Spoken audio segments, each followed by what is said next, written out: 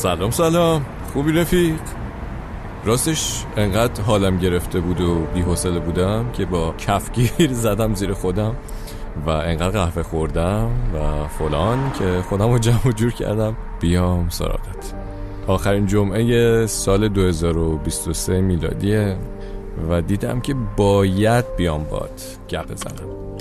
این اپیزود 147 جاده فرعیه و حرف حسابم با تو اینه که بعدم نیست اگه یه مدتی خاموش کنیم و استراحت کنیم.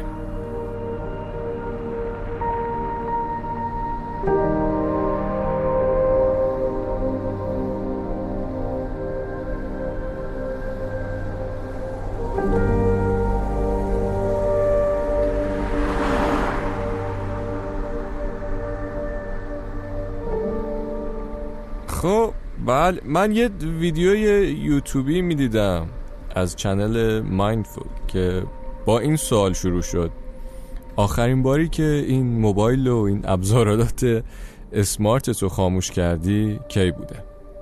همین یه جمله کافی بود که من دیگه غرق بشم در افکار خیش و دیگه گفتم چیکار کنم. روی کاغذ نوشتم برای خودم که آخرین بار کی گوشیتو خاموش کردی. خلاصه در حالی که نشستم قسمت آخر پارادوکس رو قبل از پخشش بشنوم به این فکر میکردم که بشینم واقعا یه حساب کتابی بکنم آیا من کی دیسکانکت کردم که یکم به خودم برسم. اصلا هم کار هوشمندانه نبود چون صدای خداحافظی کامبیز خودش کلی من ریخت به هم. چند تا از غمگینانه ترین برنامه‌های رادیویی تاریخ خودم رو با گریه نوشتم و وقتی دوباره گوش دادم باز گریه کردم. و دیدی بعضی وقتا میخوای مثلا یکم عمیق بشی و مدیتیت کنی اینا، یه اتفاقی میفته بدتر پرتت میکنه توی یه سیکل هیجان و یه کیاس دیگه‌ای. هیچی دیگه، نشستم نیم ساعت اول برنامه کامبیز که خداحافظیش بود و گوش دادم، بغض‌آلود شدم و یه 3-4 تا بد و بیرا گفتم به زندگی و بالا پاییناش و توف به خداحافظی و اینا. رفتم دوباره یه دوری زدم، یه قهوه خوردم، بطری آبی گرفتم، اومدم نشستم روی میزم و دوباره این کاغذ رو دیدم که با دستخط خودم نوشتم که کی آخرین بار خاموش کردی. و یه لحظه فراموشی آنی گرفتم، از خودم پرسیدم من کی اینو نوشتم؟ همین شک یه ثانیه‌ای دوباره منو برد توی خودم و شروع کردم عقب رفتن. این صحنه‌ها رو بررسی کردم، دیدم در این 5-6 سال اخیر انگار اصلا روزی نبوده که من از این دنیا دیسکانکت بشم و بشینم با خودم خلوت کنم.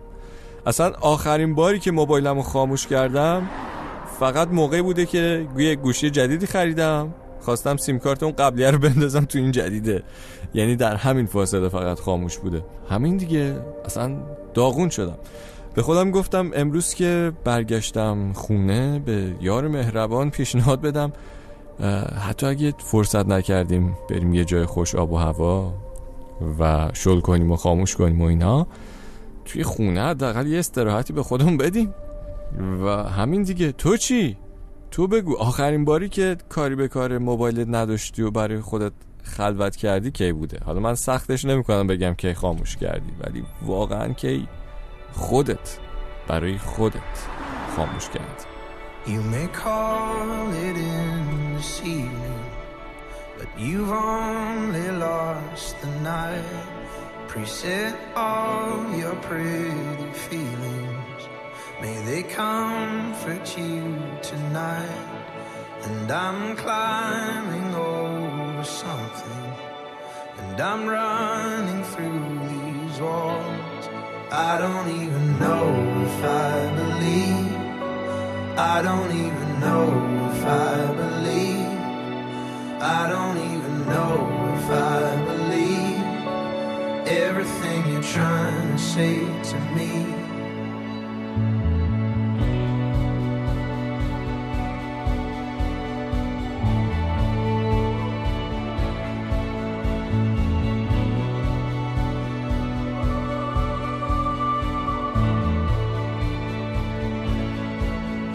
I had the strangest feeling, your world's not all it seems, so tired of misconceiving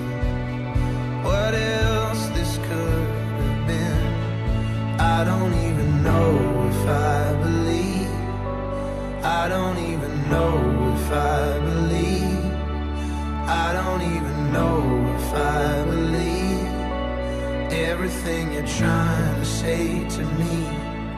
So open up my eyes, tell me I'm alive.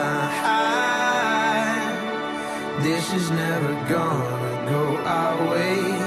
If I'm gonna have to guess what's on your mind.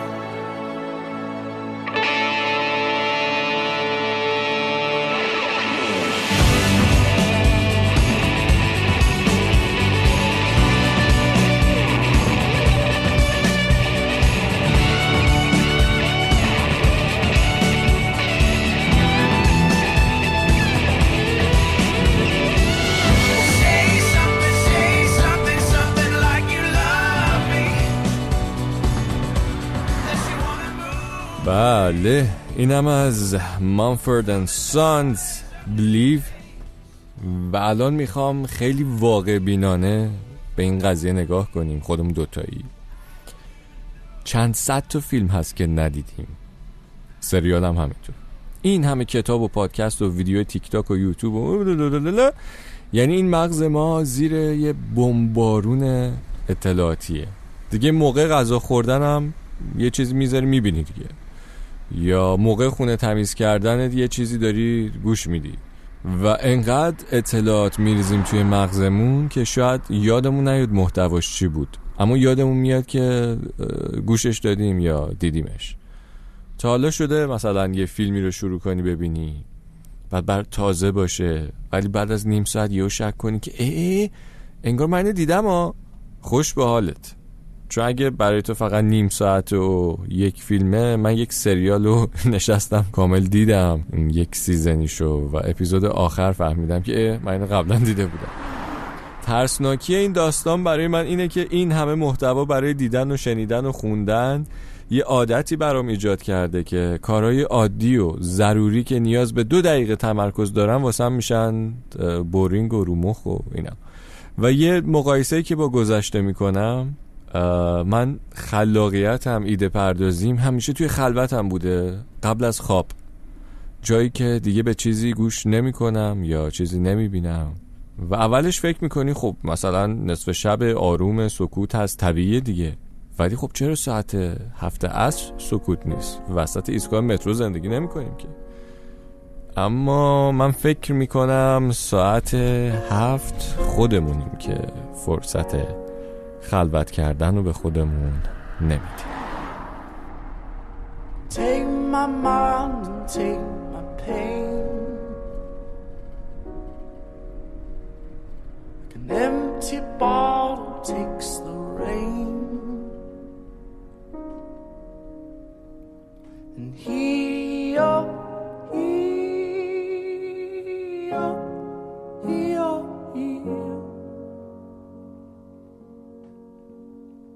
and take my past and take my sins,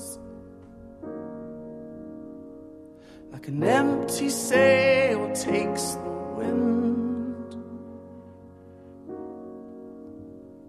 and here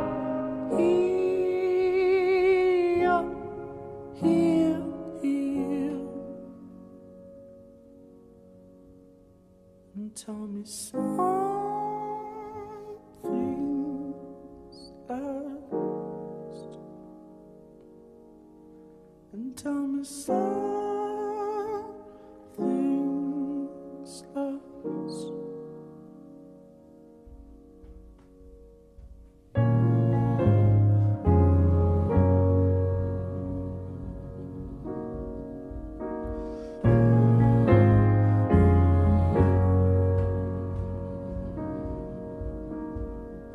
Take her heart and take her hand,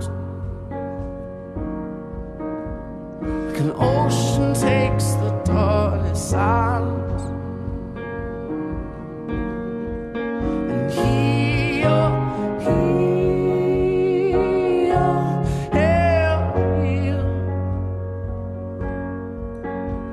and take my mind and take my pain,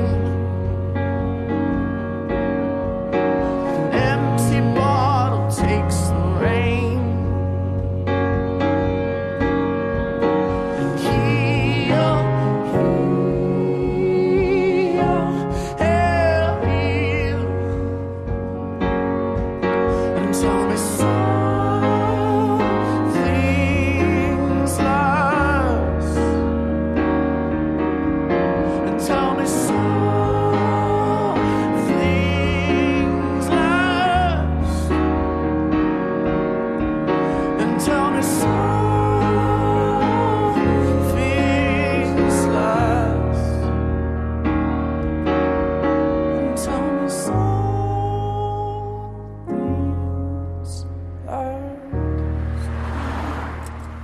بله اینم از تام آدل هیل. و دیگه بس غر زدن، دیگه میخوام مغزتون نخورم، غر نزدم و بگم چطوری استراتژی بچینیم برای اینکه مغزمون رو خلوت کنیم و در این حال از دنیا هم عقب نیفتیم. ها خوبه؟ خب اصلا خوب نیست، چون من نمیتونم نسخه بپیچم برای زندگی تو. اولین چیز اینه که بدونیم خود ما در قبال خودمون و سلامتمون مسئولیم. این قسمت اول. بعد دیگه خودمون میدونیم کجا بیشتر خلاقیم دیگه. یه سری زیر دوش، یه سری موقع رانندگی، یه سری دم خواب، نمیدونم، هر کسی یه جوریه. شاید بد نباشه این موقعیت‌ها رو شناسایی کنیم و ازشون مراقبت کنیم. یعنی اگر زیر دوش حال میکنی، فکر میکنی به یه مسئله‌ای، یا میزنی زیر آواز، یا نمیدونم یک لامپی توی ذهنت روشن میشه، یه مسئله‌ای رو میتونی حل بکنی، دیگه موبایل و سر و صدا اینا رو نبریم توی این موقعیت‌ها و خرابش نکنیم. مثلا الان دیدم که یه سری از این توی این تبلیغات یه سری اسپیکر رادیو اینا هست که میگن اینو با خودتون ببرین زیر دوش که حتی زیر دوش هم از دنیا عقب نمونین، خبرها رو دنبال کنید. آقا نخرینو، خانوم نخرینو، ولش کن. بقیه‌اش هم که هیچی دیگه، از این کارا نکنید. منم که میبینید چجوری هم امروز اصلا نمیتونم حرف بزنم و بقیه مسائل هم که هر کسی دیگه بیشتر برای خودش میدونه. مراقب این موقعیتات باش. و اینم آخرین جاده ما بود در سال 2023 و منم میخوام این یکی دو روز آخر رو واقعا با خودم زمان بگذرونم، استراحت کنم. از تو هم تشکر میکنم، دمت گرم که امسالم همراه من بودی و از این شوخی بی‌مزه ها که سال دیگه میبینمت. تا زود، مخلص. Talking like we used to do. It was always me and you. Shaping up and shipping out. Check me in and check me out. Do you like walking in the rain? When you think of love, do you think of pain? You can tell me what you see. I will choose what I believe.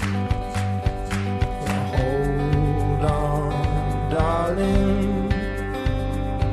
This body is yours. This body is yours and mine.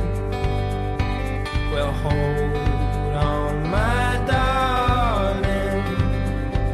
This mess was yours. Now your mess is mine.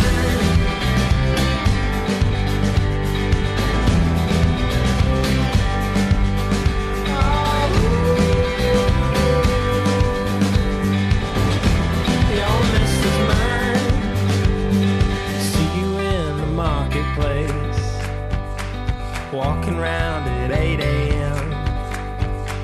I got 2 hours before my flight. Luck be on my side tonight. You're the reason that I feel so strong.